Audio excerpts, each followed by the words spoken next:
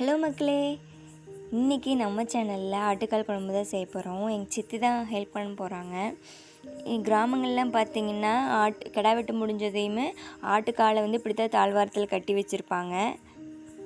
அப்புறம் நமக்கு எப்போ கிரேவிங்ஸாக இருக்கோ கறி சாப்பிட்லான்னு அந்த அன்னைக்கு ஆட்டுக்காலை வெட்டிங்க நம்ம குழம்பு முன்னத்து நாள் நைட்டே குழம்பு பண்ணுறதுக்காக வேக வச்சுருவாங்க. அந்த வேக வச்ச தண்ணியில் சூப் செய்வாங்க. சூப் மட்டும் குடிச்சிட்டு அடுத்த நாளுக்காக அந்த ஆட்டுக்காலையுமே வச்சுருவாங்க.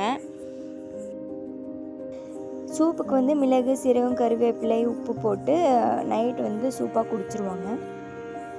இதுதான் நம்ம வீட்டில் வழக்கமாக செய்கிற சூப்புங்க. இப்போது ட்ரெண்டிங்கில் போன் பிராத்துன்னு சொல்லிட்டு இந்த போனை கறியோடு இருக்கிற போனை ஸ்லோ குக்கிங்கில் ஒரு 12 மணி நேரம் வச்சு குடித்தோம்னா மூட்டு வலி, ஸ்கின்னுக்கு, வயிற்றுக்கு எல்லாத்துக்குமே நல்லது அப்படின்னு சொல்கிறாங்க. நான் ட்ரை பண்ணதில்லை. நீங்கள் யாராவது ட்ரை பண்ணியிருந்தீங்கன்னா கமெண்ட்டில் சொல்லுங்கள் எவ்வளோ பெனிஃபிட்டாக இருக்குதுன்னு சொல்லிட்டு. அப்புறம் அடுத்த நாள் காலையில் எப்பவும் போல் வெங்காயம் மிளகாயில் போட்டு வேக வச்சுருக்கிற ஆட்டுக்காலையும் போட்டுங்க. நம்ம மிளகு எப்பவும் போல் ரெடி பண்ணுவேங்க.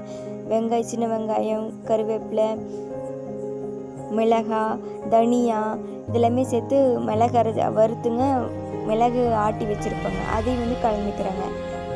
அப்புறம் நல்லா கொதி வந்ததுக்கப்புறங்க ஆட்டுக்காலை மட்டும் தனியாக எடுத்து வச்சுட்டுங்க இதை குழம்பா யூஸ் பண்ணிக்கலாம். அந்த ஆட்டுக்காலை மறுபடியும் இன்னொரு வானலியில் வெங்காயம், சின்ன வெங்காயம் தான் சின்ன வெங்காயம் சேர்த்துக்கோங்க. நான் பெரிய வெங்காயம் சேர்த்துக்கிறேன். அதுக்கப்புறமா மிளகாய், அப்புறம் இஞ்சி பூண்டு விழுது, கருவேப்பிலை இதெல்லாமே சேர்த்து நல்லா வணக்கி விட்டுட்டுங்க.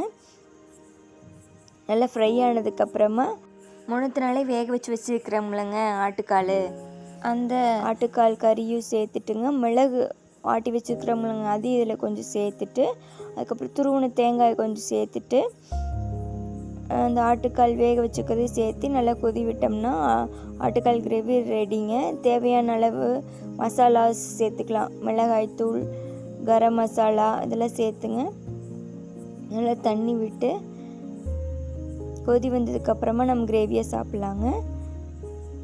அவ்வளோதான் மக்களே, இன்றைக்கி கண்டென்ட் உங்களுக்கு பிடிச்சிருக்குன்னு நினைக்கிறேன். வீடியோ பிடிச்சிருந்தா கண்டிப்பாக சப்ஸ்கிரைப் பண்ணிடுங்க.